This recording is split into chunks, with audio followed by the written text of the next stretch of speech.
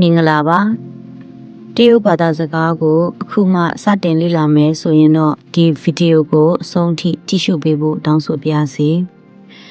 ဒီ channel လေးကနေတရုတ်ဘာသာစကားကိုအခြေခံမှစ၍စနစ်တကျသင်ကြားပေးမှာပဲဖြစ်ပါတယ်ဒီဗီဒီယိုလေးမှာဟန်ယူဖြစ်ရင်းကိုမိတ်ဆက်ပေးမှာပါဟန်ယူဖြစ်ရင်းဆိုတာဘာလဲဘလို့အရေးပါလဲဟန်ယူဖြစ်ရင်းဆိုတာ English အခရာများကိုအသုံးပြုပြီးတော့အတန်ထွက်ရတဲ့နည်းစနစ်တစ်ခုပါတရုတ်ဘာသာစကားကိုစတင်လေ့လာမယ်ဆိုရင်အတိမဖြစ်တိကိုသိရမယ့်အရာတစ်ခုလို့လည်းပြောလို့ရပါတယ်အထူးသဖြင့်တရုတ်စာလုံးများကိုမဖတ်တတ်သေးတဲ့စတင်လေ့လာမဲ့သူတွေအတွက်တရုတ်စာလုံးများကိုမှန်ကန်စွာအတန်ထွက်နိုင်ဖို့အတွက်ကူညီပေးပါတယ်တေချာစွာလေ့လာပြီးရင်တော့ဟန်ယူဖြစ်ရင်းနဲ့ရေးပေးထားတဲ့တရုတ်စလုံးများကိုဖတ်တတ်သွားမှာပါဟန်ယူဖြစ်ရင်းကိုဖတ်စာအုပ်တွေ dictionary တွေမှာလည်းအသုံးပြုထားတာကိုတွေ့ရနိုင်ပါတယ်တရုတ်စလုံးများကိုစာရိုက်ရမှာလည်းဟန်ယူဖြစ်ရင်းကိုသုံးပြီးတော့စာရိုက်လို့ရပါတယ်တကယ်သာစိတ်ပါဝင်စားစွာလေ့လာမယ်ဆိုရင်တက်မြောက်ဖို့ရမခက်ခဲပါဘူးဖြစ်ရင်းကိုအခြေခံအဆင့်စပြီးတော့သင်ယူမယ်ဆိုရင်တော့တင်ထိုက်တာတွေကတော့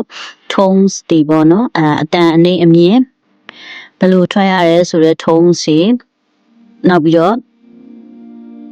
vowel လို့ခေါ်တဲ့တရတွေနောက်ဘီလို့မြန်မာလို့ဆိုရင်တော့ဘီလို့ခေါ်တဲ့ consonants တွေ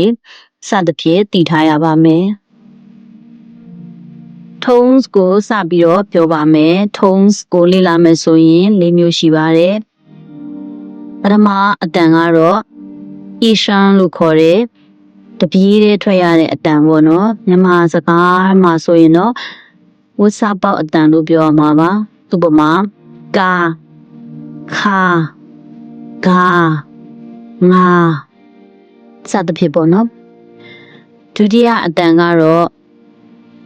ရှန်လို့ခေါ်ပါတယ်သူကတော့အပေါ်ကိုတက်သွားတဲ့အတန်ပါတတိယအတန်ကတော့ဆန်ရှန်လို့ခေါ်ပါတယ်သူကတော့မြင့်ရာကနေပြီးတော့မှနှိမ့်ပြီးတော့မှပြန်တက်သွားတဲ့အတန်မျိုးပေါ့နော်စတုတ္တအတန်ကတော့ဆွရှန်လို့ခေါ်ပါတယ်သူကတော့အပေါ်ကနေပြီးတော့မှအောက်ကိုဆင်းသွားတဲ့စောင့်ချလိုက်ရတဲ့အတန်မျိုးဖြစ်ပါတယ်အဲ့ဒီလေးတန်အပြင်အဲ့ဒီလေးတန်လုံးမှာပေါ့နော်အတန်ဖော့ပြီးတော့မှဖတ်ရတဲ့ neutral tone ဆိုတာလည်းရှိပါတယ်သူကတော့အရှိအတန်ကိုလိုက်ပြီးတော့မှဖတ်ရတဲ့ပုံစံမတူနိုင်ပါဘူးမာမာပေါ်ပေါ်姐姐爸爸နောက်တစ်ဆင့်အနေနဲ့ single vowels တွေကိုပြောပါမယ်ခြေခံအဆင့်သိထားတဲ့ single vowels ကတော့6လုံးရှိပါတယ်တကယ်တမ်းတော့10လုံးထိရှိပါတယ်10လုံးကွဲသွားရတယ်ဆိုတာလေသင်္ကေတတူပြီးတော့အတန်ထွက်ရတဲ့အတန်မတူတာကိုလိုက်ပြီးတော့ကွဲပြားသွားတာဖြစ်ပါတယ်အခုအဆင့်မှာတော့6လုံးကိုအရင်ပြောပြပါမယ်အာ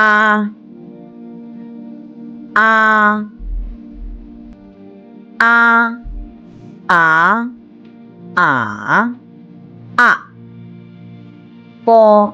အာပ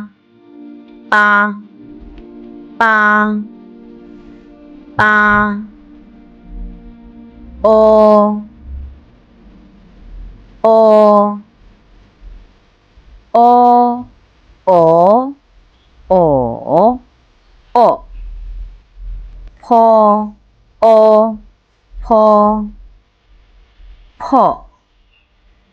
ဖော့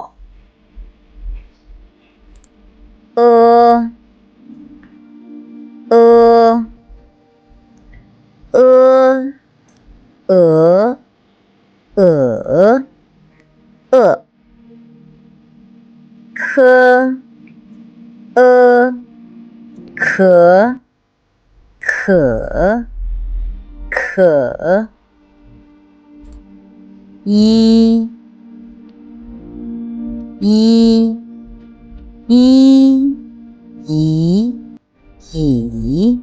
hu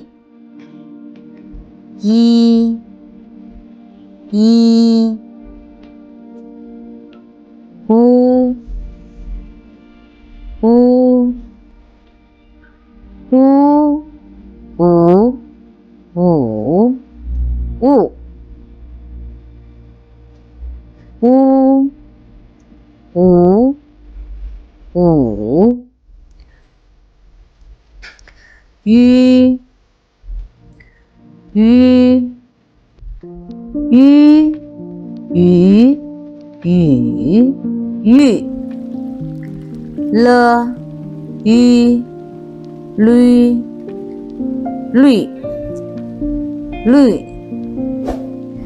ဗီဒီယိုလေးကိုအဆုံးထိကြည့်ရှုပေးလို့ကျေးဇူးတင်ပါတယ်ဒီဗီဒီယိုလေးကတင့်အတွက်တစ်စုံတရာအကျိုးရှိတယ်ဆိုရင် channel လေးကို like and subscribe လုပ်ခဲ့ပေးဖို့လည်းမမေ့ပါနဲ့နော်